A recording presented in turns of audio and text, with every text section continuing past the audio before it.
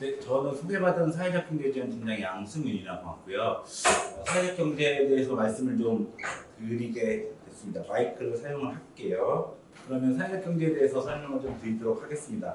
아마 사회적 경제라는 말은 굉장히 많이들 들어보셨을 건데 제가 느끼기에는 이거를 명확하게 다시 사회적 경제가 뭐냐고 설명을 요청을 받으시면 그래서 뭐라고 설명해 딱히 어려운 주제 용어가 사회적 경제이긴 합니다. 이거를 가능하면 최대한 좀 쉽게 이해할 수 있는 방법으로 설명하려고 노력을 좀 하고 있습니다. 그래서 그거는 참고하셨으면 좋겠고, 그래서 지루하시지 않게 하려고 동영상 같은 걸 조금 많이 넣었어요. 그래서 이것들을 보시고 도움이 좀 되셨으면 좋겠습니다. 일단 무조건 사회적 경제가 뭔지에 대한 정의부터 일단 말씀 좀 드리고 싶은데, 중요한 건 사회적 경제라는 건 명확하게 우리나라에서는 법이나 제도로 규정된 바는 없습니다. 네. 그리고 사실은 이유에도 그렇지만 사회적 경제라는 건 각 나라마다 사실은 다 조금씩 주장하는 게 달라요. 그래서 이것들은 그 사회가 이것들을 어떻게 보느냐에 대한 관점 이런 부분들을 가지고 결정되는 부분이었고, 다만 20대 국회, 지금은 21대 국회잖아요. 20대 국회에서 발의가 된 적은 있었습니다. 이게 이제 민주당 쪽 아닌데 보면 양극화에서 양질의 일자리 창출과 사회 서비스 제공, 지역 공동체 재생과 지역 순환 경제, 국민의 삶 질 향상과 사회 통합 등 공동체 구성원의 공동의 이익과 사회의 가치 실현을 위하여 사회적 경제 조직이 호혜 협력과 사회 연대를 바탕으로 사업체를 수행하는 모든 경제 활동 이렇게 돼 있어요. 어떠신가요? 이 말이 한글은 맞는 것 같긴 한데 생소한 용어들이 굉장히 많이 있고 뭔가 막 갖다 붙여놓은 느낌이죠. 사실은 이쪽은 유승민 의원이 발의하는데, 네, 유승민 의원이 발의하는데 여기도 비슷한 느낌이긴 합니다. 구성원 상호 간의 협력과 연대 적극적인 자기 혁신과 자발적 참여를 바탕으로 사회 서비스 확충, 복지 증진, 일자리 창출, 지역 공동체의 발전, 기타 공익에 대한 기여 등 사회적 가치를 창출하는 모든 경제적 활동이라고 되어 있어요. 두 개에서 비슷한 부분이 뭐가 있을까요? 가장 눈에 띄는 건 마지막이죠. 경제활동. 무조건 경제활동이라는 측면이 있고요. 또 한 가지 뭐가 있을까요? 여기 보시면 여기도 보면 사회적 가치라는 용어가 있고 여기도 사회적 가치라는 용어가 있어요. 사실은 사회적 경제가 이해하기 가장 힘든 부분이 이 사회적 가치라는 부분 탓도 있어요. 사회적 가치를 실현하는 방법들을 이어갔다가 말씀을 좀 드릴 텐데 우리가 보통 사회적 가치를 실현한다는 게 무슨 뜻일까? 생각해 보신 적 있으실까요 혹시? 사회적 가치가 뭔가요? 이게 요 정의가 사실 제일 어려워서 사회적 경제라는 용어도 굉장히 어렵게 느껴지고 사실 어렵다기보단 좀 이렇게 막막한 느낌? 이렇게 막 안개가 뿌옇게 있는 느낌? 약간 그런 느낌이 좀 있어요. 네, 그래서 사회적 경제를 다시 한번 정리를 해보면 이것도 마찬가지로 어려운 용어긴 합니다만 이게 조금 더 심플해서 가지고 왔어요. 한국 사회적 경제 진흥 홈페이지인데 구성원의 협력 자료를 바탕으로 재화 용역의 생산 및 판매를 통해 사회적 가치를 창출하는 모든 민간의 모든 경제적 활동이라고 되어 있는데 기본적으로 지금 앞에서 워낙 연계해서 등장하는 게 세 가지 영역이라고 보시면 될 것 같아요. 첫 번째로는 구성원 간의 협력이라는 부분이 굉장히 강조되는 부분이 좀 있습니다. 그리고 두 번째로는 사회적 가치를 창출한다는 측면의 얘기가 있고 그걸 하는 모든 경제 활동이라고 얘기를 하고 있어요. 무슨 얘기냐? 이게 지금 선생님들 마을 지역 활동을 하시거나 자치 지역 활동들을 하고 계시잖아요. 이 사회적 경제의 핵심은 그 활동들을 경제 활동으로 풀어가는 걸 얘기를 한다고 보시면 될 것 같기는 해요. 여전히 뭔가 안개 속이신 것 같은 표정들이 지금 그렇게 해서 이해하시면 될 것 같고요. 괜찮아요. 지금부터 설명드릴 앞으로 한 90분, 70분 정도 설명드릴 내용이 이 안개를 걷어내는 작업들을 설명을 드리려는 거니까 그렇습니다. 그래서 국가 시대별로 다양하지만 공통적으로는 구성원의 참여가 굉장히 중요하게 되어 있어요. 이게 경제활동에서 왜 중요한지는 나중에 설명을 드릴 거예요. 구성원이 경제활동에 직접 참여한다는 개념이 우리가 이때까지 이해하고 있던 경제 상황과는 경제 활동과는 조금 의미가 달라요. 그래서 그 부분이 굉장히 중요하고요. 그 다음에 국가와 시장의 경계라고 되어 있는데 이 부분도 굉장히 중요한 부분입니다. 무슨 얘기냐? 어떤 활동들은 국가에서 책임을 져요. 어떤 게 있을까요? 복지활동, 경찰력, 법원, 그 다음에 우리가 좀 전기, 수도, 의료 이런 부분들 같은 경우에는 국가에서 많은 부분을 책임지고 있죠. 당연히 해줘야 되는 건 생각하지만 사실은 이건 나라마다 상황이 다른 상황이란 말이죠. 예를 들어서 뉴스 가끔 보셨겠지만 어느 남미 나라 같은 데 가면 치안이 너무 불안해서 조금만 어두워도 사람들이 안 지나다니고 이런 일이 있는데 우리나라는 그렇게까지는 범죄가 심하지는 않잖아요. 또 그 외에 대부분의 영역들은 시장이라고 얘기하는데 이게 그냥 민간 영역을 얘기하는 거예요. 여러분이 사는데 필요하신 활동들, 물건 사고 구매하는 활동들, 또 돈 받기 위해 또 일을 하시잖아요. 이런 활동들도 다 사실 이 민간 활동 경계에 손을 대는 건데 그 경계에서 그 이쪽도 저쪽도 아니면서 이쪽고 저쪽의 방식을 활용하는 게 사실 사회적 경제라고 좀 이해하시면 될 것 같고 그걸 뭘 추구하느냐 사회적 가치라는 걸 추구하는 얘기를 합니다. 그래서 어쨌든 사회적 가치를 추구하는 경제 활동을 큰 틀에서 보면 사회적 경제라고 이해하시면 좀 좋을 것 같아요. 이거는 다양한 사회적 경제 정의가 각 나라마다 되게 다양하다는 걸 보여드리기 위해서 넣은 건데 이거는 참조로 그냥 좀 보실 거면 될 것 같아요. 그래서 제가 생각하기에 우리나라에서 얘기하는 사회적 경제라는 건 기본적으로는 구성원 간의 협력 그리고 연대라는 개념을 통해서 공동의 이익과 사회적 가치 실현을 추구하는 모든 경제 활동이라고 저는 생각하고 있어요. 여기서 중요한 건 모든이라는 게 굉장히 중요한데 웬만한 활동이 여기에 다 포함이 되기는 합니다. 여러분이 하는 모든 활동들이. 여러분들 맞이 활동하시면 활동비 받으시나요? 그럼 그건 경제 활동이죠, 개인한테. 근데 국가 입장에서 나라 입장에서 보면, 구청 입장에서 보면 그냥 서비스를 그 세금을 통해서 제공하는 거예요. 그러면 이것도 약간 맞지 않는 지점들이 있죠. 근데 여기에서 이걸 더 구조화한 게 사회적 경제라고 좀 이해하시면 조금 편하실 텐데 여전히 그렇죠. 네. 한번 그러면 고민을 한번 해볼게요. 자, 제가 동영상 하나 보여드렸는데 우리가 얘기하는 사회적 가치라는 게 뭔지를 한번 살펴보도록 하겠습니다. 네, 돌멩이국이라는 그림책이에요. 그림책인데 사실은 저는 마을 활동 같은 경우에도 이걸 되게 많이 교재로 썼어요. 그리고 똑같은 의미에서 상영이나 자치도 마찬가지예요. 그래서 이걸 굉장히 교육자를 많이 쓰고 사실은 마을에서 이거 많이 보신 분들이 있을 거예요, 교육자를. 그러니까 이 책에서 어떤 거를 우리가 교훈이라든가 이런 걸 뽑잖아요. 어떤 얘기를 하는가요? 보통 사실은 마을 공동체 같은 교육할 때 공동체에 대한 얘기, 그 다음에 마을 공동체 활동을 통해서 우리가 이루고 싶은 것을 얘기할 때 이걸 많이 이걸 많이 봐요. 여기서 우리가 사회적 가치를 실현을 했을까요, 못했을까요? 뭘로 실현했을까요? 그러니까 사회적 가치 실현한 사회적 가치가 뭐예요? 사실은 저희가 사회적 가치라는 걸 정의 못한 이유가 되게 단순한 거예요. 여기 보이시면 적혀있죠. 행복해지는 것은 돌멩이 뿌리는 것만큼 간단합니다. 여기서 실현한 사회적 가치라는 건 행복해지는 거예요. 마을 모두가. 그럼 그 앞에 사회적 문제는 뭐가 있었을까요? 아까 보면 왜 다 문 닫고 서로 그렇게 하는 그런 것들의 사회적 문제가 있는 거고 스님들이 돌멩이 국을 통해서 그걸 끓이는 과정을 통해서 마을 사람들이 같이 마을에 활동을 하고 잔치가 이루어지고 그래서 넉넉하고 행복해지고 그리고 이 활동을 통해서 해결한 사회적 해결 문제에서 가치 실현한 가치는 마을 전체가 행복해졌잖아요. 사실 이 사회적 가치라는 걸 규정을 어떻게 하는 거에 따라서 이렇게 되게 이해하기 쉬운 부분이 좀 있을 것 같아요. 우리가 사회적 경제라는 통해서 어떤 사회적 가치를 실현하고 있는가라고 얘기했을 때 사회적 경제 활동이라는 것들은 이렇게 공통의 문제 혹은 우리가 사회 문제라고 인식하는 부분들이 있어요. 그런 것들을 해결하는 하나의 방식인 건데 기존의 마을이나 자치 같은 경우에는 민주적인 의사결정이라든가 또 마을 공동체 활동이라든가 이런 걸 통하면 그 수단은 경제적인 활동을 통하는 걸 얘기를 해요. 이게 뭘까요?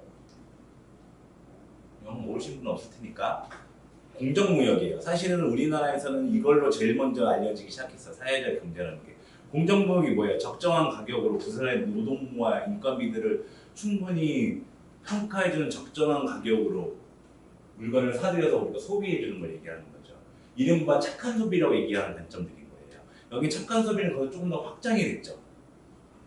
예를 들어서 뭐랄까 재활용품 같은 거 플라스틱 같은 거 적게 사용하고 환경을 더 오염시키고 그리고 소비하는 사람 그 매출의 이익분들을 뭐 좋은 일에 쓴다던가 이런 것들 이런 착한 소비로 연결된 거죠. 그런 의미에서 보면 이런 건 어떨까요?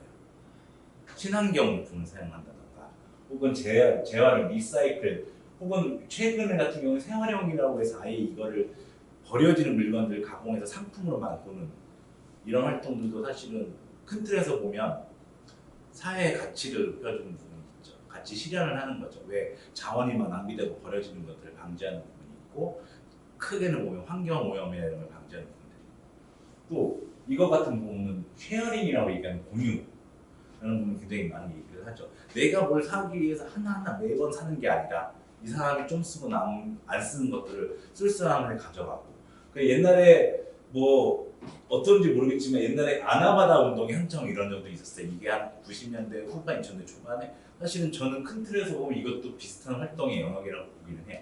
큰 틀에서 길게 봤을 때. 그러니까 이렇게 각각의 것들은 어떤 목적들이 있죠. 이 목적들이 뭔가요?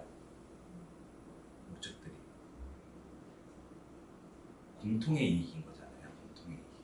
환경을 오염시키지 않게 해서 우리뿐만 아니라 우리 다음 세대도 좋은 환경에서 살 수 있도록 하는 부분이 있는 거고, 요 페어드 공정무역 같은 경우는 어떤 개념이에요? 내가 이게 커피 같은 경우 커피 노동자들한테 커피콩 1kg를 따는데 얼마나 그때 그런 얘기 있었는데 몇백 원의 수준이 갔는데 그 1kg를 가지고 스타벅스가 유통해가지고 팔면 몇십만 원씩 커피를 파는 거고, 그 다음에 요때 월드컵이 있었어요. 기억나시겠지만 피버넘버라고 해서 동그란 형태의 공이 있었는데 그 공은 남아공의 아이들이 손으로 하나하나 하는데 하나하나인데 1달러를 받았다고 했어요. 근데 그 공이 오면 30몇 달러, 뭐 심지어 100몇 달러 이렇게 팔리니까 아디다스가 노동력을 착취하는 거 아니냐 이런 얘기들이 사실 있었던 개념인 거죠.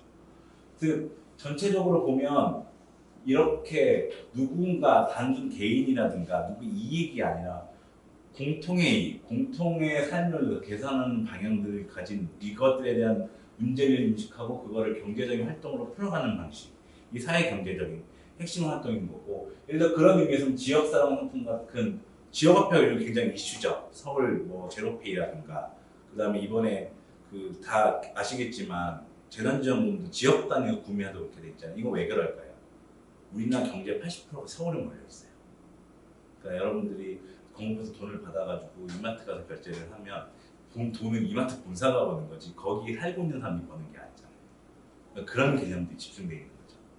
그래서 이 공통 전체라는 건 환경, 지역, 노동자, 그 다음에 뭐 이런 여성들을 어떤 문제가 있다고 인식을 하고 그것들을 어떻게 함께 풀어가느냐, 또 그게 국민 전체 혹은 그 지역에 사시는 분들 전체 좀 더 많은 사람들한테 이익이 가서 활동하느냐가 사회적 경제 활동인 거고, 그 핵심에는 당연히 이거를 기업으로 하는 사회적 기업이 핵심이기는 하겠죠.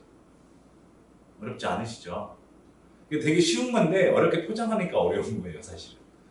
그러면 어떤 사회적 기업들이 있는지 한번 영상을 간단하게 또 보도록 할게요. 기업 홍보의 영상들 좀 보셨더니 어떠신 것 같아요? 강동의 쓰나미가 불러온다. 사실은 제가 이 영상을 보여드린 가장 큰 이유는 아까 말씀드렸던 각 기업마다 생각하고 있는 사회의 문제가 있죠. 그렇죠? 그럼 그거를 어떻게 해결해 볼까를 굉장히 지속적으로 고민을 해서 그것들을 해결하기 위한 방안들을 만들고 있는데, 중요한 건 아까 어떤 분이 그런 얘기 하셨죠. 거룩하고 그런 거 아니라, 사실은 저는 사회적 경제기업의 이런 홍보 영상 이런 것들이 너무 감동적이고 그런 감성적인 초점이 맞춰지는 게 조금 아쉬움이 있는데, 기본적으로는 기업이에요. 그냥 사회적 경제기업들. 그러니까 돈을 벌어서 생존을 해야 되는 기업인데요. 다만 여기 보시면 요 이제 HP 체험자가 얘기한 건데, 단순한 기업의 이익 추구만이 목적이 아니라는 거예요. 기업이 생존하는 이유는 더 큰 기업의 존재 의미, 이것들을 어떻게 해결하느냐, 사회가 갖고 있는 공통의 문제들을 어떻게 기업의 사업 형태로 만들어서 수익 모델을 발굴해내고 그걸 통해서 기업이 계속 존속할 수 있느냐, 이 부분에 있어서 굉장히 중요한 요소가 사실은 있기 때문에 이 영상을 사실 보여드리는 거예요. 사실 마을이나 자치나 사경 영역이나 문제를 접근하는 방식은 똑같아요. 공통의 문제가 있고 그거를 어떻게든 해결해 보자인 건데, 사회적 경제의 방식은 경제 활동의 방식인 거예요.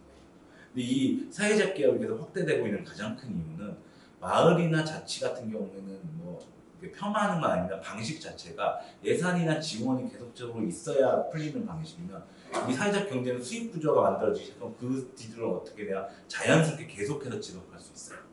그래서 사실은 저희 센터의 사회적 우리 도봉구에 있는 사회적 많은 기업들도 마을 활동을 통해서 이런 수익 모델을 발굴을 하고 중국에 접근해서 들어오는 기업들이 굉장히 많거든요. 이 지속 가능성을 측면 때문에 사실은 굉장히 사회적 경제라는 얘기들을 계속해서 여기저기서 얘기를 하고 있는 거고, 그래서 여러분들이 사회적 경제를 많이 들을 때 볼로냐라든가 그다음에 어디죠? 그쪽 스페인의 이탈리아의 볼로냐, 뭐 스페인의 몬드라곤이라든가 이런 얘기를 많이 하는 게 거기는 그 지역을 지탱하는 모든 기업들이 대부분 협동조합과 그가 달려있는 부속 작은 협동조합이 엮여있는 그런 개념이에요. 그러니까 계속 유지가 되는 거야. 나는 그냥 내가 먹고 살기 일을 할 뿐인 건데 그게 우리 지역 공동체의 삶 전체를 도와주는 방향으로 작동을 하는 거죠. 방법은 뭘까요? 방법. 이익을 소유주가 독재하는 공유하는 방식이 아니고 기업의 이익을 다 같이 나누는 방식으로 하는 거예요. 그 부분은 이제 좀 이따가 설명을 드릴 거고요. 자, 아까 말씀드렸다시피 기업은 뭘 원하나요? 기업은 단순하게요. 그렇죠. 돈을 벌기를 원해요, 그냥. 그러니까 기업의 관심사는 뭐예요? 여기 적어놓은 것처럼 돈이 되냐 안 되냐를 가지고 일을 해요. 그렇죠. 그러면 보통 사단법인이라고 얘기했지만 우리 국가도 비슷하긴 한데 국가는 다르지만 시민단체는 무엇을 가지고 관심을 가져요? 이게 의미 있는 일이냐? 꼭 필요한 일이냐? 해야 되는 일이냐? 우리가 안 하면 누가 할 수 있느냐? 이 부분들에 대해 관심을 많이 가져요. 여기 같은 경우는 대부분 어떻게 해요? 후원을 받거나 혹은 국가의 지원을 받거나 이렇게 해서 그 활동들을 하는 거죠. 그럼 여러분들이 후원하는 의미는 어떤 것들이 있어요? 내가 못하니까 나는 돈으로라도 이 활동에 참여를 할 테니 니네가 이 돈을 열심히 해. 그래서 뭐 세이브 더 칠드런이라든가 뭐 미라비치라든가 뭐 여러 가지 활동들이 있는 거죠. 그 사회적 경제는 그 가운데 있다고 보시면 돼요. 이게 필요하냐라고 얘기하는 관점인데 왜 이걸 필요라고 설명을 할까요? 어떤 뜻이냐면 이거를 해야 되는 얘기를 하는 거예요. 이거를 해야 되느냐, 이 활동이 필요하느냐라는 기본이에요.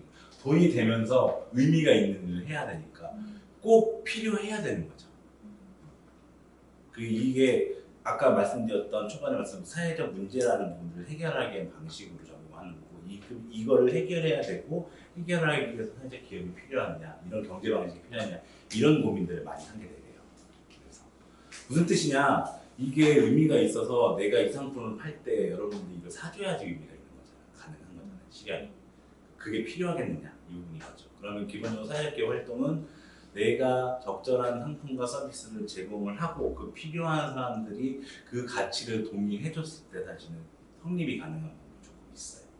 물론 그게 후원이랑 뭐가 다르냐라고 얘기하면 조금 다를 수는 있겠지만 그건 사회적 기업이 어떻게 법제도로 정리되어 있는지 설명드리면서 안내를 드리도록 하겠습니다. 자, 요거는 각 뜬금없이 얘기를 할 텐데 이게 굉장히 중요하기 때문에 제가 이걸 항상 교육할 때 얘기를 해요. 우리나라의 정치제도는 뭔가요? 민주주의. 민주주의 맞아요? 민주주의 맞아요? 민주주의가 맞아요. 민주주의가 맞는데 그러면 민주주의의 반대말은 뭔가요? 공산주의. 공산주의가 맞나요? 사회주의? 공산주의? 민주주의의 반대말은 독재예요. 자, 민주주의 핵심은 뭔가요? 다 같이 의사결정을 하는 거죠. 우리나라 사람들이 민주주의를 제일 오해하는 건 다수결이라고 생각하는데 다수결은 민주주의에서 가장 낮은 선택이에요. 낮은 수준의 선택이에요. 민주주의의 핵심은 소통하고 합의하는 거예요. 근데 결국 합의가 안 되니까 예를 들어서 2명이서 논의해서 합의하기 쉬워요. 3명은, 4명은, 5명은 우리가 5천만 원. 그러니까 안 되니까 결국 숫자로 이제 더 많은 사람이 선택하는 쪽으로 결정하는 방식인 거예요. 그러면 독재 그냥 한 명이 선택하는 거예요. 우리나라래. 북한이 다 그런 방식이죠. 걔네는 조선인민민주주의 공화국이라고 하는 걔는 무슨 민주주의예요. 3대 세습을 했는데 권력을. 사실은 1인 통치하는 게 독재인 거죠. 그럼 공산주의. 아까 말씀하신 사회주의는 뭐에 대한 얘기인가요? 경제제도에 대한 얘기죠. 우리는 자본주의 세상에 살고 있고 공산주의라는 건 경제제도원 얘기예요. 자, 공산주의라는 건 동통의 공짜하고 생산할 때 생산하는 산자를 써서 같이 생산, 같이 소비한다 이런 개념을 얘기를 하는 건데 다만 우리나라에서 공산주의가 이 얘기를 하기 굉장히 힘든 부분이 뭐가 있냐면 이제 그동안에 앞에서 이제 북한과의 이거 그다음에 여러분들 잘 아시겠지만 왜 콜드워라고 요즘에는 그거 몰라요. 냉전이라는 말을 잘 몰라요. 왜 소련이 있었고 미국과 막 해서 양쪽 진영 싸움 때문에 사실 굉장히 이념적으로 한 부분이 있는데 공산주의의 개념은 같이 생산해서 같이 한다는 의미에 포함돼요. 이 경제제도의 가장 중요한 부분은 뭐냐? 누가 자본을 갖고 있느냐 이거고 공산주의 이건 자본론에서 나온 거예요. 아시다시피 칼막스 거기서 얘기하는 건 생산 수단이라고 얘기하잖아요. 그거를 누가 갖고 있느냐 개념이에요. 공산주의는 원칙적으로 국가가 다 갖고 있는 거고 자본주의는 누가 돈을 가진 사람이 갖고 있는 그런 구조예요. 근데 공산주의가 그렇게 보면 더 좋은 것 같잖아요. 왜 망했을까요?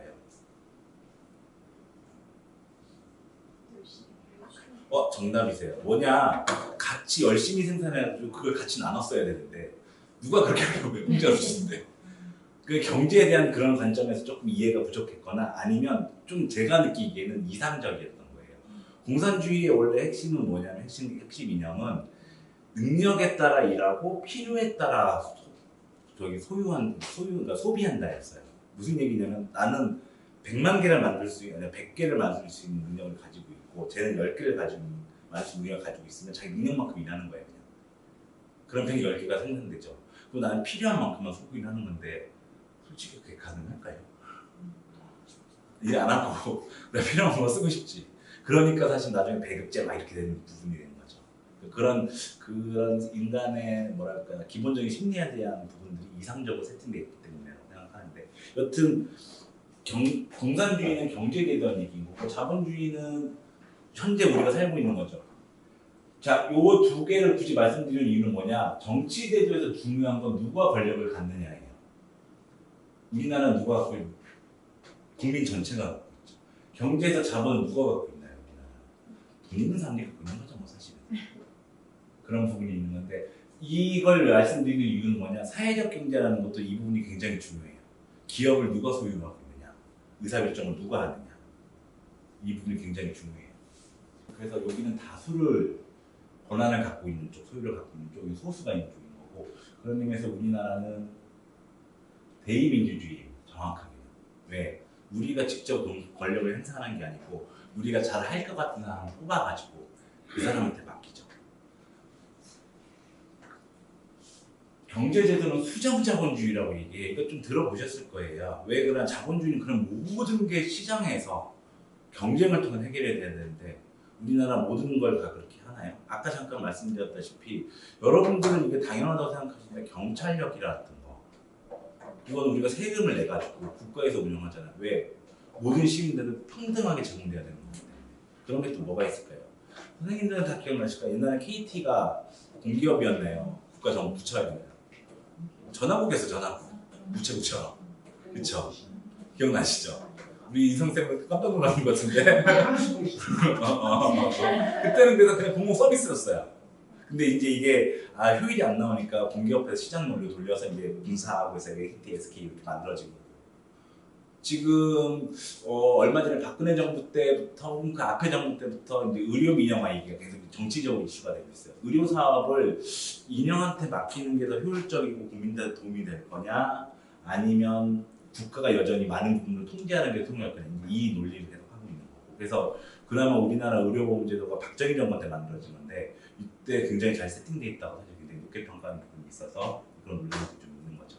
그래서 제가 알기로는 어떤 분들은 박근혜 대통령 비판을 되게 정치 성향 때문에 박정희 대통령이 잘 맞는 거 저놈의 딸년이 이렇게 바꾼다 이렇게 욕하신 분도 들었어요. 그분은 보수적인 성향이시는데 그런 내용을 아시니까 그렇게 욕하신 분도 들었어요. 그렇습니다. 그래서 우리가 이걸 왜 말씀드리냐 무엇을 위해서 권력과 자본을 누가 가지면서 어떻게 활용하느냐가 굉장히 중요한 문제고 이게 사회적 기업에 그대로 적용된다고 보시면 돼요. 자, 그래서 아까 말씀드린 결정과 소유 목적으로 기업의 유형을 얘기했는데 보시면 결정권이 소수가 갖고 있는 기업의 형태들이 있어요. 우리가 알고 있는 기본적인 일반 기업들이 이런 쪽이에요. 그리고 이걸 다수가 가지는 방식들이 협동조합 방식이라고 이해하시면 돼요. 이거의 가장 큰 차이는 뭐냐? 여기는 1주 1표. 내가 한 주가 100원이라고 내가 100주를 갖고 있으면 나는 100표의 의사결정을 가져요. 다수결을 할 때. 여기는 선생님은 100표를 가지고 100주를 냈고 나는 한 주를 갖고 있어도 의사결정할 때 똑같아요. 왜 그렇게 할까요? 아까 말씀드린 돈에 의해서 실현되지 않고 사랑에 의해서 결정을 하기 위한 구조예요. 협동조합이라는 구조. 그렇게 해서 만드는 거예요. 자, 또 한 가지는 그래서 누구를 위해서 사용하느냐, 무엇을 위해서 사용하느냐 라고 봤을 때 일반 기업은 어디를 중심으로 해요? 그냥 기업의 이익이 뭐고 기업의 이익은 정확하게 얘기하면 주식회사 같은 경우는 주주의 이익이고요. 그냥 일반 개인 회사는 그 사장의 이익인 거예요. 근데 사회적 기업이나 이런 사회적 협동조합은 어떻게 가요? 공익이라는 구조로 가요. 그러면 지금 되게 미묘한 게 사회적 기업은 소유나 의사결정권은 그런 개인이 갖고 있는 건가? 법인 형태로는 그렇습니다. 법인 형태로. 그리고 여기 협동조합은 그러면 공익을 추구하지 않아도 되느냐? 그렇습니다. 근데 우리가 얘기하는 공익이라는 건 그냥 사회 전체라고 표현하는 거고 정확하게 협동조합은 조합원의 이익을 중심으로 움직여요. 조합원이 5명이어서 5대1을 해서 돈을 벌자 하면 뭐 공익활동이 아니어도 그냥 영업활동 하면 돼요. 그래서 돈을 많이 벌어서 우리 조합원 5명이 골고루 나눠먹자. 그러면 조합원 전체 이익을 거죠. 다만 그러다 보니까 뭐가 있냐? 협동조합도 더 많은 사람들이 참여를 하게 될수록 점점 공익화되는 경향이 있고요. 그걸 아예 우리나라 제도에서는 사회적 협동조합의 형태로 따로 있어요. 여기 같은 경우에는 이익의 40%를 무조건 기업 내 적립해가지고 조합 내 적립해서 공익을 위해 사용하는 되어 있는 거고 사회적 기업 같은 경우에 이따가 설명을 드릴 거예요. 요 사회적 기업은 그래서 수익 구조라든가 공익을 어떻게 실현하느냐가 사업 내 도어가 있어야 되고요. 의사결정도 사실 민주적 의사결정 구조를 반영하도록 되어 있긴 합니다. 다만 제가 이걸 이렇게 설명하는 건 아까 같이 결정과 소유 그리고 목적으로 이해하기 쉬운 방식이라서 제가 설명을 드리는 거예요.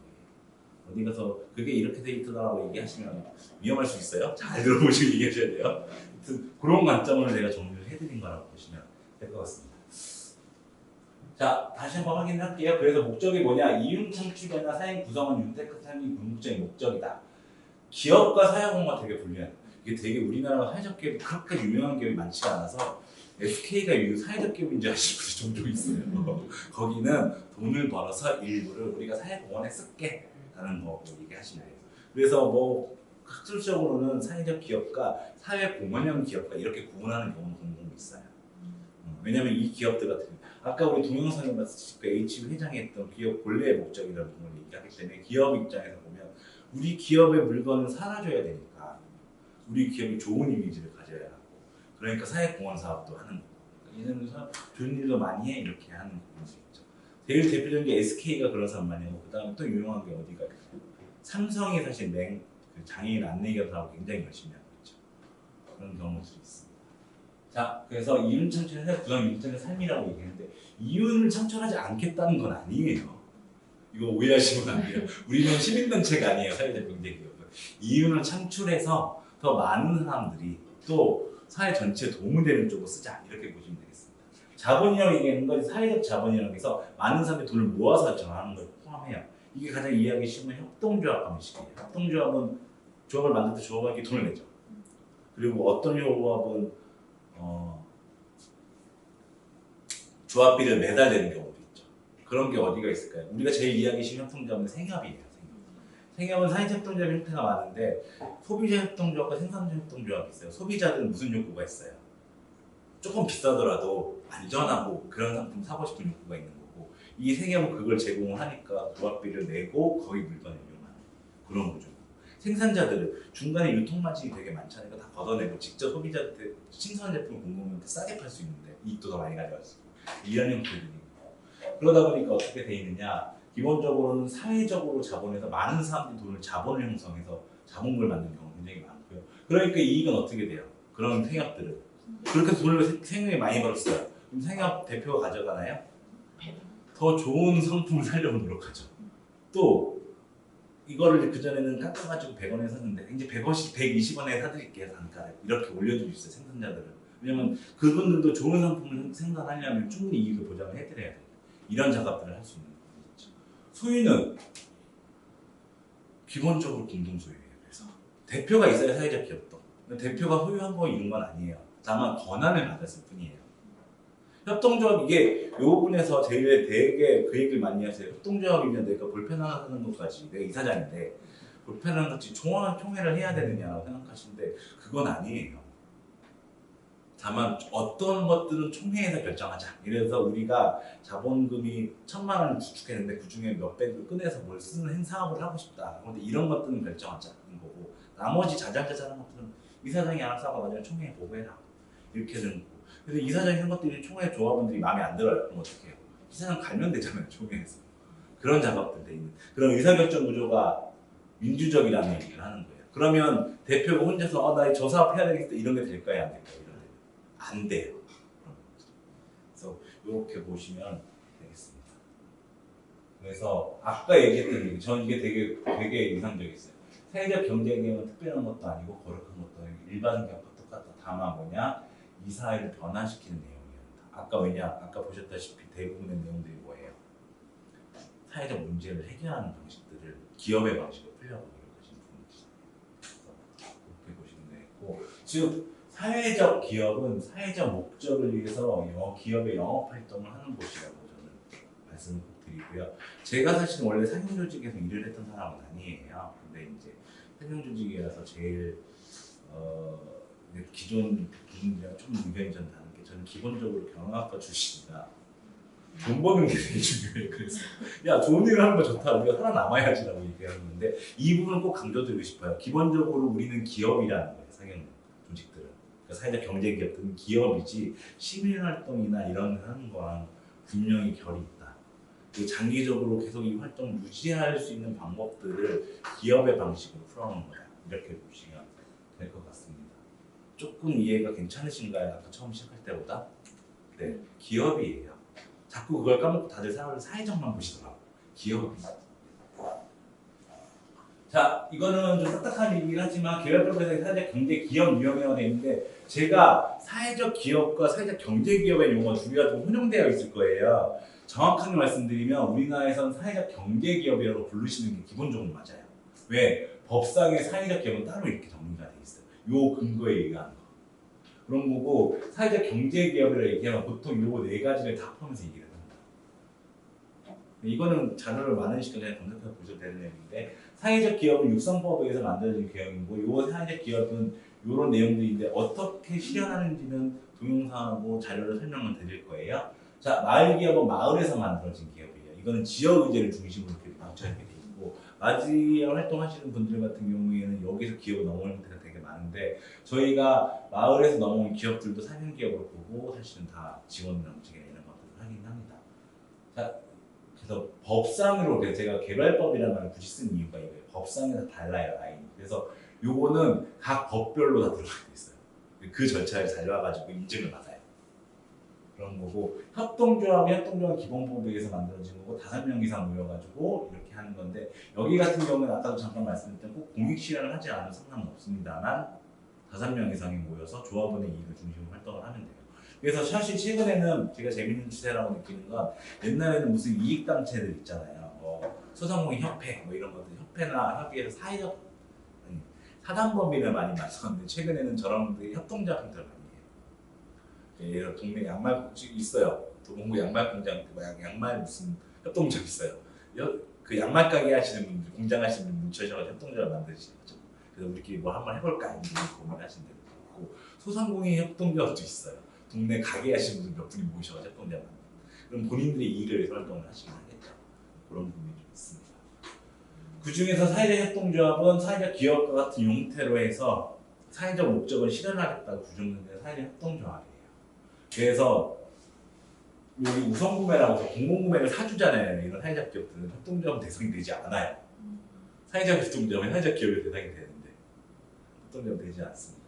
그리고 자활기업이라고 있는데 이거는 뭐냐면 그 구마다 지역 자활센터라는 곳이 있는데 기초생활수급자분들 중에 근로 능력이 좀 있으신 분들은 그냥 생활수급을 받으면 뭔가 사회 전체적으로 좋지는 않잖아요. 그리고 1인 기준으로는 40년, 50만 원 조금 안 되는 비용을 받으세요. 근데 그분들 중에 근로 능력이 있으신 분들은 자활센터에 가셔가지고 거기서 가면 사업단이라고 해서 조그만 카페도 있고 뭐 음식점단 이런 것들을 운영을 해요. 거기서 근로를 하시면서 근로 자활수 급여를 받으시면 그게 90만 원이 조금 넘어요. 100만 원 약간 안 되는 그 정도 급여를 받으시는 활동을 하시는 거고 그 안에서 하다 보면 정서가 다르고 괜찮잖아요. 그럼 이거를 기업 형태로 독립시킬 수도 지원해드리는 제도가 있어요. 우리는 거의 최저 사회 안전망 중에 하나예요. 그걸 통해서 만들어진 기업이 자활기업입니다. 그래서 우리 도봉구에는 뭐 한 3개 정도의 자활기업이 있어요. 집수리하는 제이시하고 그다음에 양복 배송이라고 해서 왜 학교나 이런 데서 막 쌀 놓은 배송해주는 서비스만 하는 데 있어요. 그리고 아시다시피 복지관이나 이런 걸 통해서 왜 쌀들 어르신 독거 어르신이 쌀 갖다 주잖아요. 그런 거를 배송하는 그런 기업도 있어요. 그런 건 정부에서 의도적으로 일부러 이런 기업들한테 보는 거죠. 좋은 기업이라고 생각하고 저는 그런 부분이 좀 있고요. 그다음에 여성 기업의 장애인 기업 같은 경우는 사회적 경제 기업 보지는 않지만 여기 수의 계약하는 방법 이런 게 있어요. 국가에서 사줄 수 있게 돼 있어서 그런 부분이 있고 보통 저희가 사회적 경제 기업이라고 유형이라고 얘기하면 이렇게 4가지를 얘기를 하고요. 여러분들이 어디 다른 데 가셔서 이렇게 얘기할 때 사회적 경제 기업과 사회적 기업을 굉장히 혼용했을 경우가 굉장히 많아요. 근데 사회적 기업은 정확하게는 사회적 기업 육성법에 의해서 만들어진 기업을 사회적 기업이라고 보시면 되고 이런 걸 통칭해서 사회적 경제 활동을 하는 조직은 사회적 경제 기업이다 이렇게 이해하시는 게 바람직하다고 말씀드릴 수 있을 것 같아요. 그러면 제가 이걸 왜 말씀드리냐면 사회적 기업이 그러면 어떻게 사회복원한다는 거냐 이게 사업의 형태를 5가지로 보통 얘기하는데 가장 많은 게 이거예요. 일자리 제공이요. 우리가 취약계층이라고 얘기하는데 취약계층은 누굴 얘기하는 걸까요? 뭐 장애인 포함되고요. 여성 경력단절 여성도 포함돼요. 55세 이상 고령자라고 했는데 왜 우리가 노인은 65세라고 하냐면 취약계층 55세 이상이에요. 네. 그리고 한부모 뭐 이런 것도 있고요. 심지어 성폭력 피해를 당한 피해자도 포함돼요. 되게 많아요. 그런 분들 같은 경우에는 뭐가 문제예요? 일자리를 구하기 되게 힘들잖아요. 이 사회적 경제의 핵심 중에 하나는 뭐냐면 이분들을 일할 수 있는 기회를 제공하는 게 굉장히 중요한 일이에요. 네.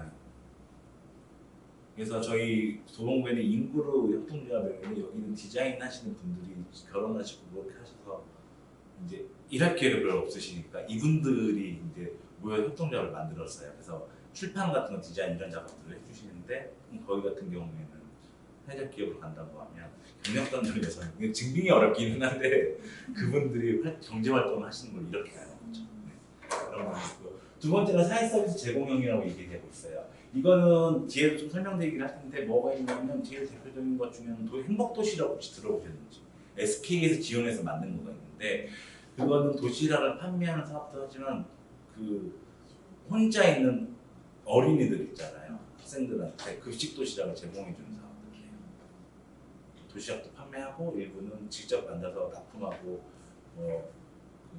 구내식당 이런 것도 운영도 하지만 일부 사업의 일부는 그러니까 30% 이상은 그런 사업을 해야 됩니다. 기본적으로. 기업이기 때문에 100% 그런 사업을 하라고 하지는 않아요. 그러면 기업이 유지가 안 되잖아요. 돈 퍼서 다 갖다 주는데. 그거는 이제 아까 인간 사업이고 한 70% 정도는 그런 수익되는 사업을 하고 수익이 발생하는 부분들을 사업으로 어떻게 그런 도움이 필요한 사람들한테 서비스를 제공하는 것들을 많이 해요. 또 왜 우리 요즘에 돌봄이라든가 이런 제과자 서비스들 많이 해요. 육상지원 서비스들 많이 있잖아요. 특히 독거 어르신이라든가 뭐 장애인분들한테 활동보조 같은 것도 보내드리고 그다음에 임산부 같은 경우도 지원하는 이런 것들 같은 경우에도 이런 사회적 기업 형태로 해서 많이 풀어가는 경향들이 있습니다. 두 개는 말 그대로 혼합한 거예요. 자, 일자리 제공을 해서 취약계층을 30% 이상 고용하면 기준이 됩니다. 이것도 왜 30%냐면 전체를 그렇게 하면 기업이 효율이 사실 안 나오는 일정도 있잖아요. 뭐가 있냐면 경력단절 여성들이라고 해도 혹은 고령자라고 해도 기본적으로 우리 조직 내에서 일을 하려면 훈련 기간이 굉장히 필요하고 그리고 똑같고 말씀드리면 일 잘하는 애들보다 혹시 효율이 떨어지는 분이 있습니까? 그러니까 이 정도 이상의 비율을 취하면 사회적 기업 인증 자격이 되는 거고요. 여기 아까 말씀드렸다시피 우리가 하는 사업 중에 30%를 취약계층한테 제공하면 돼요. 도시락을 막 판매하고 나눠주고 있는데 그 중에 취약계층 아까 얘기했던 어린이들이나 이렇게 제공하는 이런 것들이 하는 거 아니고 혼합형은 그거를 20% 하시면 돼요. 취약계층은 20% 정도 고용하고 서비스 일부는 또 20% 정도는 사회서비스 제공하는 걸 하고 지역사회공헌형이 있는데 요거 같은 경우는 그 지역 사회에 공헌하는 걸 얘기하는데 이게 마을기업과 뭐가 다르냐면 조금 다르기는 한데요. 어떤 형태가 있냐면 제가 아는 기업 중에 공공공단이라고 있어요. 거기는 청년들이 공제나 이런 걸 만드는 건데 어디에 만들면 창진동에 만들었어요. 창진동에 뭐가 있는지 아시나요 혹시? 옛날 공제 공장들이 되게 많아요. 그러니까 우리가 디자인해서 팔 물건을 여기에다 맡기는 거예요. 지역에 있는 거기 일하시는 분들한테. 그러면 지역에서는 자동적으로 일감이 생기고 일거리가 늘어나겠죠. 그러면 그 지역이 좋아지는 거잖아요. 그걸 그런 식으로 사업하는 것들 얘기를 많이 해요. 근데 사실 이 두 가지 형태 좀 복잡하기는 합니다. 그리고 창의형 같은 경우에 아까 잠깐 보셨던 그 예술 공연 그런 진짜 그런 팀들이 그런 방식으로 들어갔는데 사실 큰 틀에서 보면 이 두 가지라고 보시면 돼요. 제일 많은 건 일자리 제공 보시면 될 것 같습니다. 자, 방금 설명을 드린 것들이 있어요. 레드스톤, 외갓지, 행복한 리퍼블 이런 것들이 좀 있는데 이거는 제가 영상을 하나 준비를 했어요. 제가 설명드리는 것보다 영상으로 보는 게 더 빠른 것도 있는데 제가 제일 재미있게 생각했던 게 이 영상을 한번 보시면 좋겠는 게 사회적 기업이 어떻게 수익 모델 이슈를 하는지 되게 생각보다 되게 잘 정리된 영상이 있어가지고 이거를 한번 보도록 할게요. 이거 제가 보여드리는 가장 큰 이유는 사회 문제를 명확하게 그러니까 동영상이 잘 만들어졌어요. 기업이 잘하는 것들 일단 동영상이 잘 만들었어요. 보셨다시피 사회적 문제를 명확하게 집중을 했죠. 논리페이퍼 뭐가 문제다. 어떻게 해결할 거냐 관점에서 봤을 때는 저거를 수거해서 캔버스를 만들자.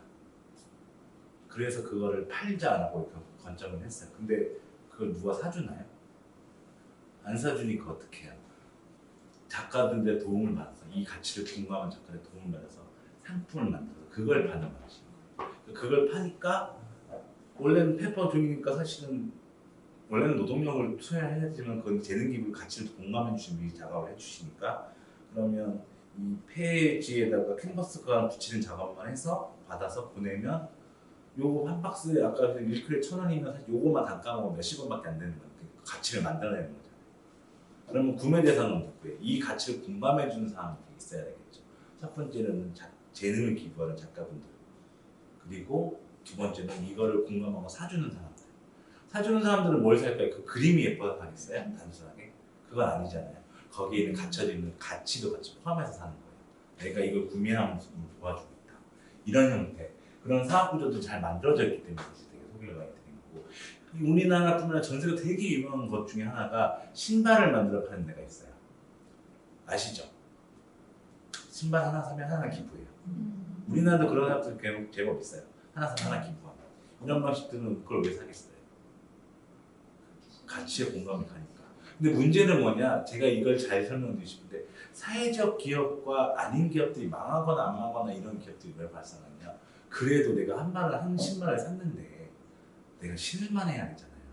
근데 가끔은 이 가치에 너무 집중하다 보니까 상품이 갖고 있는 기본적인 서비스에 대한 퀄리티를 관리 안 하는 기업들이 좀 있어요. 이런 분들이 병행해야 되는 게 되게 중요해요. 우리 러블리테이터 대표님이 그랬잖아요. 망하고 싶다고. 안 망, 그럴 리가 있겠어요. 설마 기업인데. 그냥 그렇게 얘기하는 거예요. 그러니까 러블리페이퍼 이런 활동도 굉장히 열심히 해요. 왜? 우리가 가치 있는 일을 한다는 걸 알려야 사람들이 그것도 내가 이걸 돈 주고 사는 거에 포함되는 거야. 이런 부분이 좀 있습니다. 러블리페이퍼는 무슨 형태일까요? 일자리 왜 일자리 제공입니까? 그러니까? 그거는 그냥 구매해 주는 거지 어르신한테. 저 박스 붙이는 자가 어르신들이에요. 박스 잘라가지고 붙여가지고 캔버스 만드는 작업들을 고령 자분들을 고용해서 해요.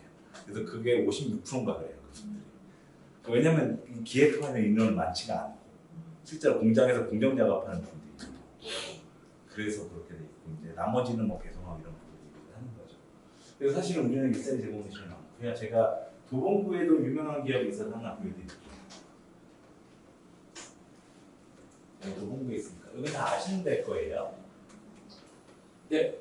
옥화동 협동조합이라고 관내에는 그나마 가장 규모가 큰 협동조합들 하나 들어보셨을 거예요. 아마.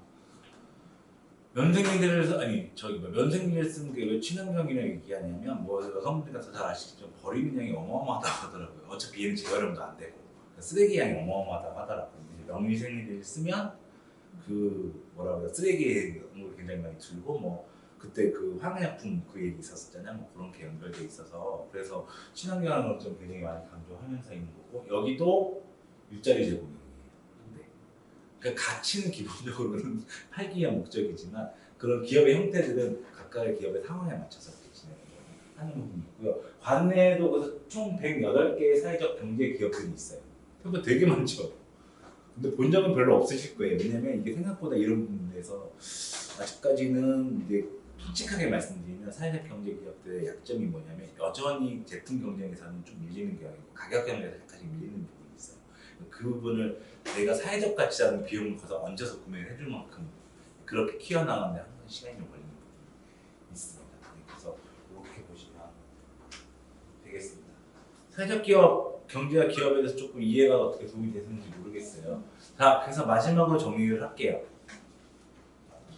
기본적으로 그러다 보니까 약간 이런 형태가 돼요.